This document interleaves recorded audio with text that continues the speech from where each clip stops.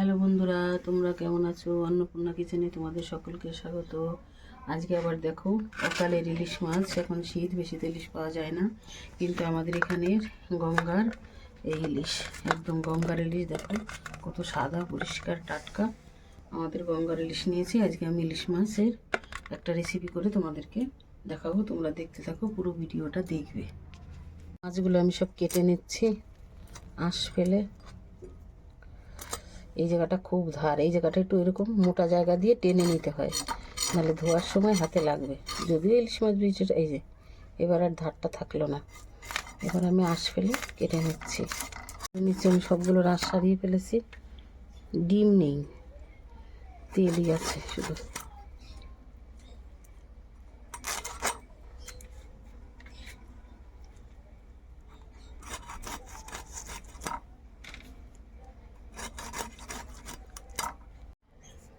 এবার আমি নুন হলুদটা মেখে নিচ্ছি, আর একটু নুন লাগবে।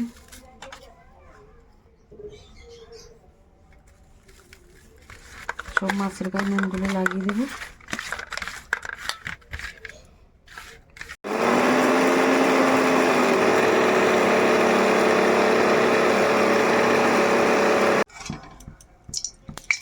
তেল গরম হয়ে গেছে, মাছগুলো আমি হালকা একটু করে ভাজা করে নেবো। ডিম দিবে তো, ওই জন্য একটু মাছগুলো আমি ভাজা করে নেব।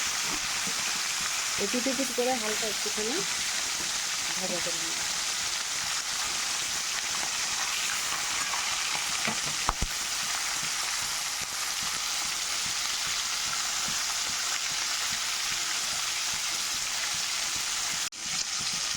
এপিটটা হয়ে গেছে, এবার উল্টে দেবো।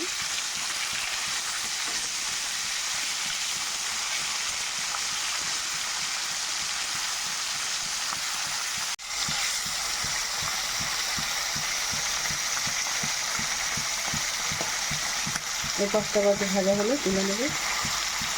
পাঁচটা ভাজা হয়ে গেছে।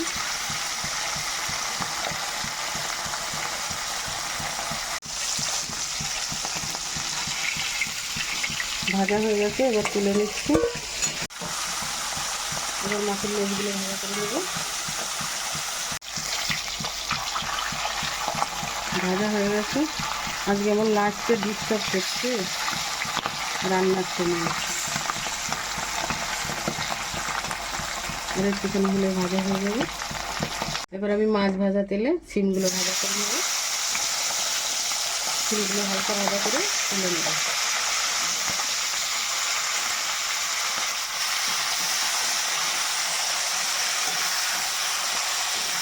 বন্ধুরা, তোমরা এরকম করে বাড়িতে রান্না করে খেয়ে দেখবে। সিম দিয়ে ইলিশ মাছ কেমন লাগে। সামান্য নুন দিয়ে দিচ্ছি, তাহলে নুনটা বসবে ভালো। আর সামান্য হলুদ দিয়ে দিচ্ছি। নুন হলুদ দিয়ে আমি এটাকে সুন্দর করে একটু তেলের মধ্যে ভাজা করে নেব।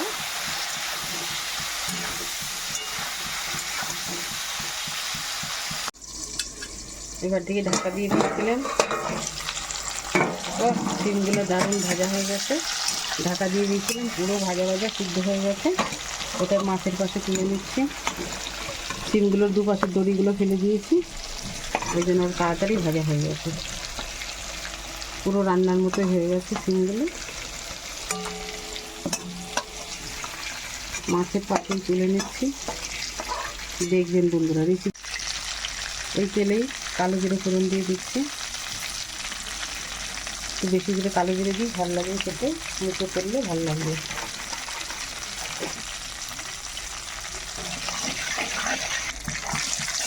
কালো জিরে ভাজা হয়ে গেছে।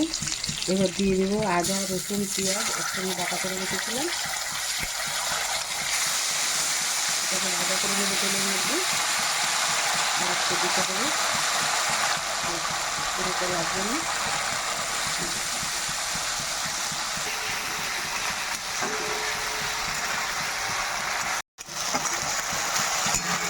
কি সুন্দর লাগবে কালারটা। অল্প আগে ভাজতে হবে। এবার আমি এর মধ্যে টমেটোটা দিয়ে দেবো। টমেটো কুচিয়ে রেখেছিলাম। এবার আমি আঁচটা একটু বাড়িয়ে দেবো।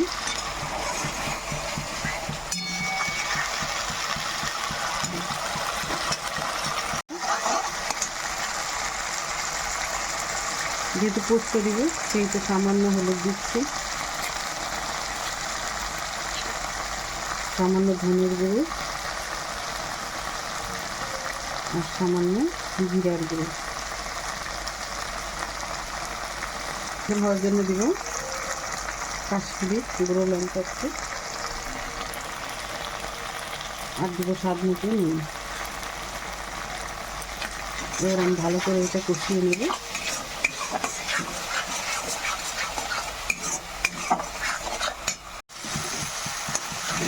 মশলাটা সুন্দর কষানো হয়ে গেছে, তেল ছেড়ে দিয়েছে। এবার দিয়ে দেবো পোস্ত বাটা। পোস্তটা একটু নাড়িয়ে নেব, তারপরে পরিমাণ মতো দিয়ে দেবো। পোস্তটা কষানো হয়ে গেল, এই যে তেল বেরোচ্ছে। এবার দিয়ে দেবো পোস্তর বাটিটা ধুয়ে জল।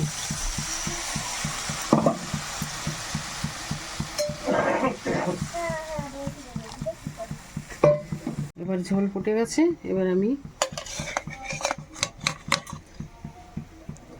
ছিমগুলো দিয়ে দেবো। ছিম মাছ একসঙ্গে দিয়ে দেবো, ঢেলেই দিয়ে দিই, তাহলে ব্যাস। বাবা, ঝোল আবার লাভ দেয়।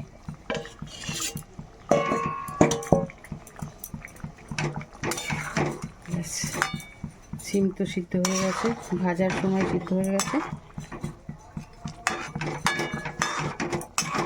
মাছগুলোকে জলে ডুবিয়ে দিতে হবে।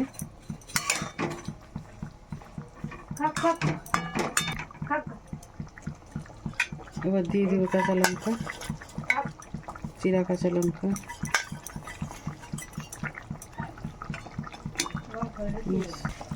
এবার ঢাকা দেবো। এবার খুলে দেখি কেমন হলো।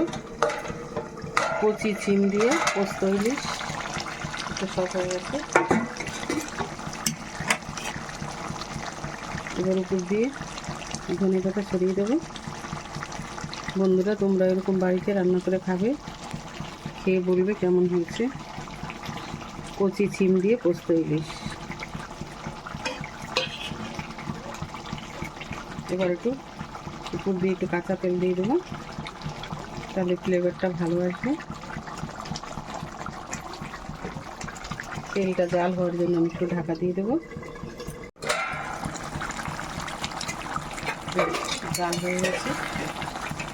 এই দেখো বন্ধুরা, তোমরা বাড়িতে এরকম রান্না করে খেয়ে আমাকে জানাবে কেমন হয়েছে। তোমরা সকলে ভালো থেকো, সকলকে জয় গুরু, সকলকে থ্যাংক ইউ। এবার আমি নামিয়ে নিচ্ছি, গ্যাসটা বন্ধ করে দিচ্ছি। মাছ ভেজে রাখা গামলায় নামিয়ে নিচ্ছি।